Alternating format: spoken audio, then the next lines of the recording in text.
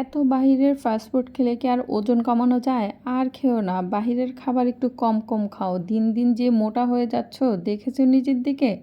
এমন কথা শুনতে শুনতে কিন্তু যাদের আমাদের একটু ওয়েট বেশি তাদের জীবনটাই একদম ছারখার। আসসালামু আলাইকুম everyone, welcome back to my new blog. আশা করছি সবাই অনেক ভালো আছেন। তো ওই দিন ছিল পহেলা বৈশাখ, বেশ অনেক দিন আগের ভিডিও এটা। তো আমরা বের হয়েছিলাম সন্ধ্যার পর। বের হয়ে কী যে একটা বিপদে পড়েছিলাম। আসাদ গেটের ওইদিকে এত পরিমাণ জ্যাম ছিল, যেহেতু সংসদ ভবনের সামনে রাস্তা একপাশে ব্লক করে কনসার্ট হচ্ছিল। তো আমরা ধানমন্ডির এখানে আসলাম, এসে হচ্ছে দেখলাম যে মোটামুটি সব জায়গায় অনেক ভিড়।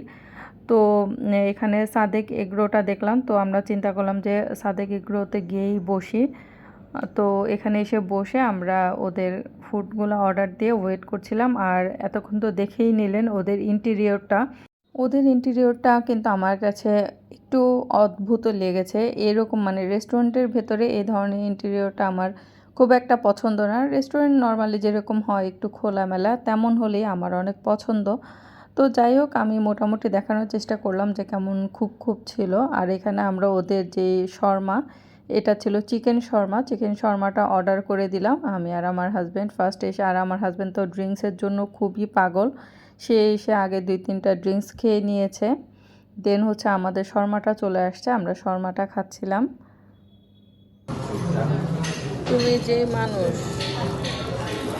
এরপরও তুমি আমার এগুলো সহ্য করতেছো, এটাই অনেক।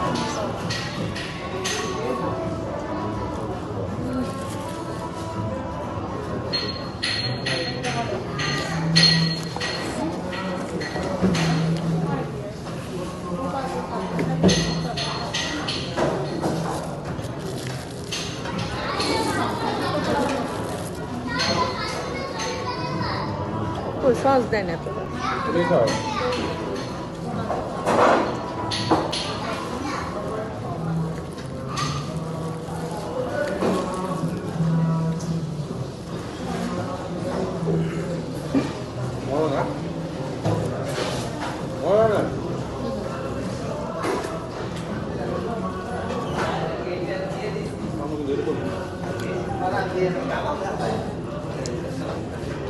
শর্মার ভিতরে সসটা মজা হয় না।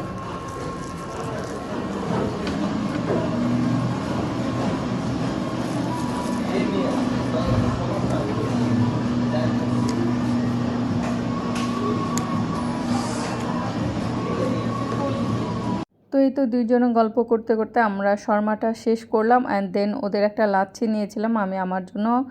তো এটা শেষ করতে করতেই আমাদের যে সেকেন্ড ডিশ ওটা চলে আসলো, ফিশ অ্যান্ড চিপস। আমি ফিশ অ্যান্ড চিপস খেতে চেয়েছিলাম, অনেক দিন ধরে খেতে ইচ্ছা করছিল।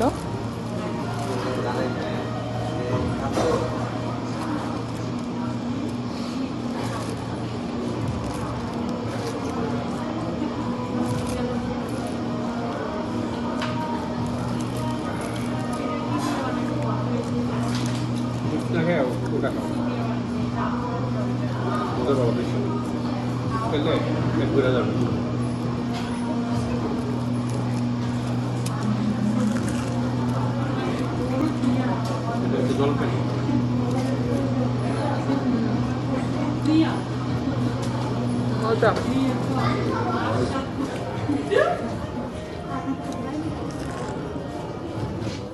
তো পহেলা বৈশাখের ঘোরাফেরা খাওয়া দাওয়া শেষ করে চলে আসলাম ওজন কিভাবে কমানো যায় সেই চেষ্টা করার জন্য।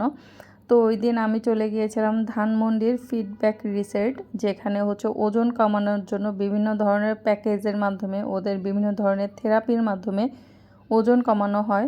সো বেসিক্যালি ওই দিন আমি গিয়েছিলাম এই বিষয়ে কথা বলার জন্য আর কি। তো ওইখান থেকে কথা বলে সব কিছু প্যাকেজ ট্যাকেজ কোনটা নিব না নিব ঠিকঠাক করে আসলাম। কারণ বাসায় এর আগে অনেকবার একা একা ট্রাই করেছি, হয় না আসলে একা একা, কারো গাইডেন্সের মধ্যে থাকলে আমার মনে হয় ভালো হয়। তো এটাও ছিল তার কয়েকদিন পর আমার মা এসেছিল ঢাকায় ডাক্তার দেখানোর জন্য। তো মাকে বিদায় করে দিয়ে দেন হচ্ছে আমার বাসার নিচে যেহেতু স্কয়ার হসপিটাল, ওইখানে একটু কাজ ছিল, তো আমার হাজব্যান্ড এসেছিল আর কি। তো আসার পর আমার অনেক কেএফসির ফ্রাইসটা খেতে ইচ্ছা করছিল, আর ভাবছিলাম কিছুদিন পরে তো ওজন কমাই ফেলবো, এর আগে একটু খেয়ে নেই। আর আমার হাজব্যান্ডও খেতে চাচ্ছিল আর কি। আর এই যে ইউটিউবের জন্য আমি কোথাও গেলেই খেতে যাই বা ঘুরতে যাই ভিডিও করি, এটা নিয়েই কথা বলছিলাম আর হাসতেছিলাম। আমার যদিও ইচ্ছা ছিল যেহেতু কয়েকদিন পর থেকেই ওজন কমানোর জার্নিতে আমি নামবো, তো হচ্ছে যে অল্প পরিমাণে খাবো। বাট আমার হাসব্যান্ডের ওইদিন এমন পরিমাণে ক্রেভিংস উঠছে এই French fry plus chicken fry খাওয়ার জন্য, সে খাচ্ছেই একটা না একটার পর একটা অর্ডার করতেছে। অলমোস্ট হচ্ছে সে মানে ৬টার মতো উইংস, ৩টা চিকেন ফ্রাই খেয়ে ফেলেছিল। আমিও ওর পাল্লায় পরে মোটামুটি বেশ ভালোই খেয়েছিলাম। প্লাস হচ্ছে ড্রিঙ্কসও ছিল সাথে, কারণ এগুলোর সাথে কিন্তু ড্রিঙ্কস না হলে একদমই জমে না। বলার জন্য একটা দিও।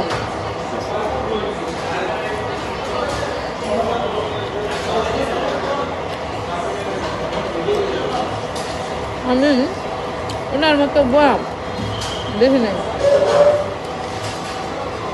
এত পরিষ্কার করে কাজ করতে।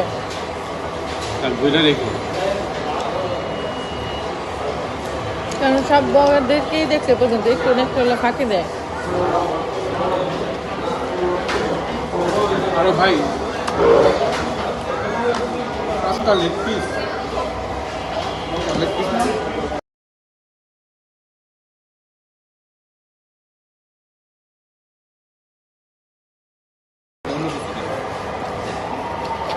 একটা ফ্রেঞ্চ ফ্রাই 150 টাকা, এখন বেশি হয়ে গেছে।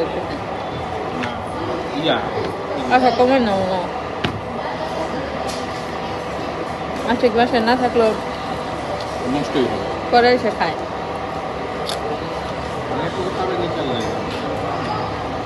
তোমার ইচ্ছা, দেখো একটা কমালে কমাও, সমস্যা নেই। ইয়া ফ্রাইড চিকেন কয়টা আনবো? কেএফসি 5টা নাকি 6টা? 80 কাছে না?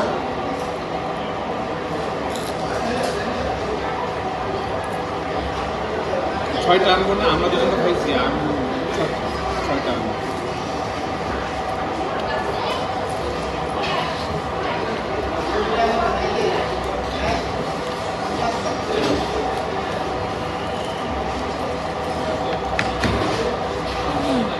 গরম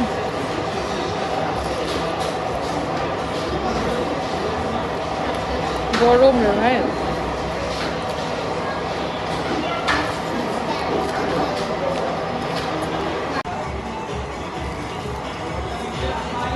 তো ওই দিন মনে হচ্ছিলো যে আমি আর আমার হাজব্যান্ড চিকেন ফ্রাই খাওয়ার জন্য ফুড চ্যালেঞ্জ করতে বসেছিলাম আর কি। তো এই তো আমার আজকের ভিডিওটি এই পর্যন্তই ছিল। 3 দিনের ভিডিও নিয়ে একটা ব্লগ আপনাদের সাথে শেয়ার করলাম। আশা করছি ভালো লেগেছে। দেখা হবে নেক্সট ব্লগে। সবাই ভালো থাকবেন।